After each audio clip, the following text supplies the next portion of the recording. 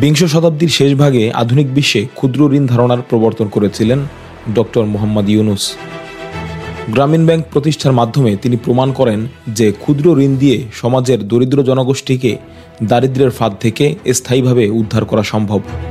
এরই ধারাবাহিকতায় অধ্যাপক মোহাম্মদ ইউনুস তার প্রতিষ্ঠিত গ্রামীণ ব্যাংক সহ যৌথভাবে 2006 খ্রিস্টাব্দে প্রথম এবং একমাত্র বাংলাদেশি হিসেবে নোবেল শান্তি পুরস্কার লাভ করেন। 1978 থেকেই ডক্টর ইউনুস নানা জাতীয় ও আন্তর্জাতিক পুরস্কার পেয়ে আসছেন। 2021 সাল পর্যন্ত তিনি প্রায় 145টি পুরস্কার অর্জন করেছেন এবং সারা বিশ্বের 71টি বিশ্ববিদ্যালয় তাকে সম্মানসূচক ডক্টরেট ডিগ্রি প্রদান করেছে। বর্তমানে তিনি বাংলাদেশের গণ-অভ্যুত্থান পরবর্তী সরকারের প্রধান উপদেষ্টা। একটা মানুষের বড় হওয়ার পেছনে অনেক গল্প লুকিয়ে থাকে, তেমনি ডক্টর মোহাম্মদ ইউনুসের নোবেল জয়ের গল্পের সঙ্গেও জড়িয়ে আছেন বাংলাদেশের আপসহীন নেত্রী বেগম খালেদা জিয়া। নিজ চোখে দেখা সেই ঘটনার বিবরণ লিখেছেন তৎকালীন বাংলাদেশ হাইকমিশন লন্ডনের দ্বিতীয় সচিব রুহুল কুদ্দুস কাজল। জনাব রুহুল কুদ্দুস লিখেন, ডক্টর মোহাম্মদ ইউনুসের নোবেল প্রাপ্তিতে বেগম খালেদা জিয়া ও প্রিন্স চার্লসের ভূমিকা প্রত্যক্ষদর্শীর বর্ণনা। বাংলাদেশের বর্তমান অন্তর্বর্তী সরকারের প্রধান উপদেষ্টা ডক্টর মোহাম্মদ ইউনুস বর্তমানে ইংল্যান্ড সফর করছেন। তিনি রাজা চার্লসের কাছ থেকে সম্মানসূচক পদক গ্রহণ করবেন এবং ব্রিটিশ সরকারের সঙ্গে দ্বিপাক্ষিক বিভিন্ন বিষয়ে আলোচনা করবেন। বিএনপির ভারপ্রাপ্ত চেয়ারম্যান জনাব তারেক রহমানের সঙ্গেও তার সাক্ষাৎ কর্মসূচি নির্ধারিত হয়েছে। ডক্টর মোহাম্মদ ইউনুস বিশ্বব্যাপী নোবেল জয়ী হিসেবে সুপরিচিত, কিন্তু তার নোবেল প্রাপ্তির পেছনে দুজন ব্যক্তির ভূমিকা আমার স্বচক্ষে দেখার সুযোগ হয়েছিল। একজন বাংলাদেশের সাবেক প্রধানমন্ত্রী বেগম খালেদা জিয়া, অন্যজন ব্রিটিশ রাজপরিবারের প্রিন্স চার্লস, বর্তমানে যিনি রাজা তৃতীয় চার্লস। সাবেক প্রধানমন্ত্রী বেগম খালেদা জিয়ার বদান্যতায় বাংলাদেশ সরকারের একজন কূটনীতিক হিসেবে লন্ডনে বাংলাদেশ হাইকমিশনে কাজ করার সুযোগ হয়েছিল 2023 সালের সেপ্টেম্বর থেকে 2006 সালের অক্টোবর পর্যন্ত। আমি ছিলাম হাইকমিশনের দ্বিতীয় সচিব। 2005 সালে রানী এলিজাবেথ কমনওয়েলথভুক্ত দেশের কূটনীতিকের জন্য বাকিংহাম প্যালেসে একটি গার্ডেন পার্টির আয়োজন করেন। বাংলাদেশের পক্ষ থেকে তৎকালীন হাইকমিশনার জনাব মোফাজ্জল করিম, deputy high commissioner doctor Saiful Islam Khan ও আমি দ্বিতীয় সচিব মোহাম্মদ রুহুল কুদ্দুস কাজল সস্ত্রীক উপস্থিত ছিলাম। রাজকীয় রীতি অনুযায়ী প্রথমে রানী এলিজাবেথ, এরপর তার স্বামী ফিলিপস এবং প্রিন্স চার্লস সারিবদ্ধভাবে বিভিন্ন দেশের রাষ্ট্রদূত হাইকমিশনারদের সাথে কুশলাদি বিনিময় করেন, তাদের নিজ নিজ দেশের বিষয়ে আলাপ করেন। রানী এলিজাবেথ ও তার স্বামী অনেকটা সৌজন্যতা করেই আমাদের সামনে দিয়ে গেলেন। এরপর এলেন প্রিন্স চার্লস। বাংলাদেশে তখন বন্যা চলছিল।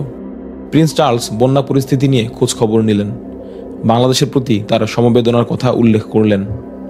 বন্যা প্রসঙ্গ শেষ হতেই তিনি অকস্মাৎ বলে উঠলেন, what are you doing about doctor Yunus? একথা শুনে আমরা তিনজনই অপ্রস্তুত হয়ে গেলাম। আসলে বুঝতেই পারিনি তিনি কোন ডক্টর ইউনুসের কথা বলছেন। আর প্রিন্স চার্লস বাংলাদেশের কোনো একজন একক ব্যক্তি সম্পর্কে কিছু বলবেন, এটা তো আমার ধারণার মধ্যেই ছিল না। কিন্তু তাকে তো জিজ্ঞাসা করা যায় না যে আপনি কার কথা বলছেন। আমাদের এমন ভেবাচাকা অবস্থার মধ্যে তিনি বলে উঠলেন, I and Hillary are trying for Yunus Nobel prize, your government should come forward. Hillary ক্লিন্টনের নাম উচ্চারণ করাতে আমরা বুঝতে পারলাম তিনি আজকের ডক্টর ইউনুসের কথা বলছেন।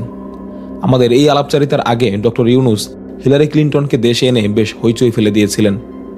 প্রিন্স চার্লস চলে যাওয়ার পর হাইকমিশনার আমাদের দুজনের সঙ্গে আলাপ করে প্রিন্স চার্লসের এই কথার গুরুত্ব সত্তর সরকারকে জানানোর কথা বললেন।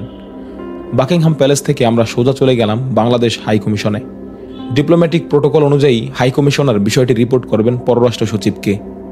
আমি যেহেতু ক্যারিয়ার ডিপ্লোম্যাট ছিলাম না, আমার আবেগের জায়গা থেকে আমি হাইকমিশনার স্যারকে বললাম, আপনি বিষয়টি সরাসরি মাননীয় প্রধানমন্ত্রী বেগম খালেদা জিয়াকে জানান। প্রোটোকল অনুযায়ী তিনি সেটিও করতে ইতস্তত বোধ করলেন। তখন মাননীয় প্রধানমন্ত্রী মুখ্য সচিব ছিলেন ডক্টর কামাল উদ্দিন সিদ্দিকী। আমাকে অনেক স্নেহ করতেন, আমার সঙ্গে তার নিয়মিত যোগাযোগ ছিল। আমি তাকে ফোন করে হাইকমিশনার স্যারের সঙ্গে কথা বলিয়ে দিলাম। মাননীয় প্রধানমন্ত্রীর সঙ্গে কথা বলে তিনি এই বিষয়ে হাইকমিশনারকে অবহিত করবেন। সম্ভবত সেই দিন কিংবা পরদিন ডক্টর কামাল সিদ্দিকী হাইকমিশনারকে জানালেন, মাননীয় প্রধানমন্ত্রীকে তিনি অবহিত করেছেন। মাননীয় প্রধানমন্ত্রীর প্রথম রিয়াকশন হলো, বাংলাদেশের একজন মানুষ নোবেল পাবে, এটা তো আমাদের জাতির জন্য গর্বের বিষয়। আমাদের সরকার ডক্টর ইউনুসের নোবেল প্রাপ্তির জন্য সব ধরনের সহযোগিতা করবে। ডক্টর কামাল সিদ্দিকী প্রিন্স চার্লসের সঙ্গে কি কথা হয়েছে তার একটা হুবহু বর্ণনা প্রধানমন্ত্রী মুখ্য সচিব বরাবর পাঠানোর নির্দেশ দিলেন। সেই মোতাবেক হাইকমিশনার সেটি করলেন। আগেই বলেছি আমি ক্যারিয়ার ডিপ্লোম্যাট না, কাজেই এরপরে কি হয়েছে তা আমার আর জানার কথা ছিল না। আর নোবেল যেহেতু সুইডেন থেকে দেওয়া হয়, কাজেই লন্ডন মিশনের কাজের আওতায় এটা পড়ে না। এদিকে বাকিংহাম প্যালেসের এই ঘটনার পর বাংলাদেশ হাইকমিশন ও সুইডেনস্থ বাংলাদেশ দূতাবাসে বেশ পরিবর্তন ঘটে।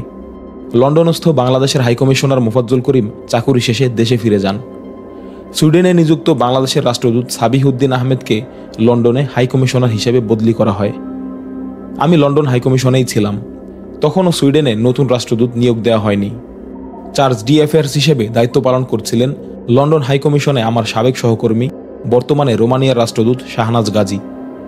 2005 সালের শেষার্ধে আমি পরিবার সহ বেড়াতে গিয়েছিলাম সুইডেনে। রাষ্ট্রদূত শাহনাজ গাজীর বাড়িতে ছিলাম। রাতে খাবার টেবিলে তাকে জিজ্ঞাসা করলাম, সুইডেনে তো আমাদের দূতাবাসের কাজ কম, তো আপনি কি নিয়ে ব্যস্ত থাকেন? জবাবে তিনি যা জানালেন তা আমাকে নিয়ে গেল বাকিংহাম প্যালেসে।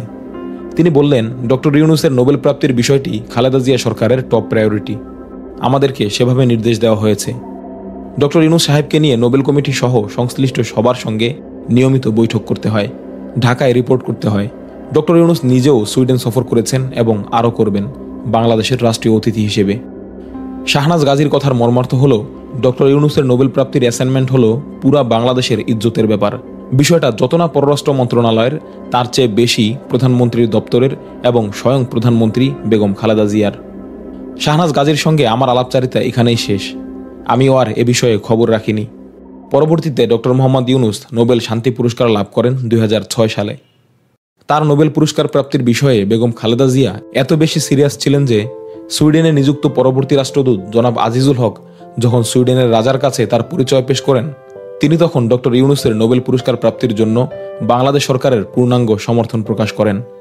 এভাবেই ডক্টর মোহাম্মদ ইউনূস নোবেল বিজয়ী হয়ে বিশ্ব দরবারে বাংলাদেশের ভাবমূর্তি উজ্জ্বল করেছেন।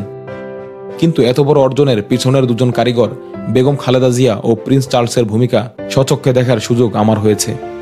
নিশ্চিতভাবেই বেগম খালেদা জিয়া করেছেন দেশের টানে, প্রিন্স চার্লস হয়তো করেছেন বন্ধুত্বের টানে। দেশপ্রেম ও বন্ধুত্ব উভয়ই জাগরুক থাকুক। শুভকামনা সহ মোহাম্মদ রুহুল কুদ্দুস কাজল।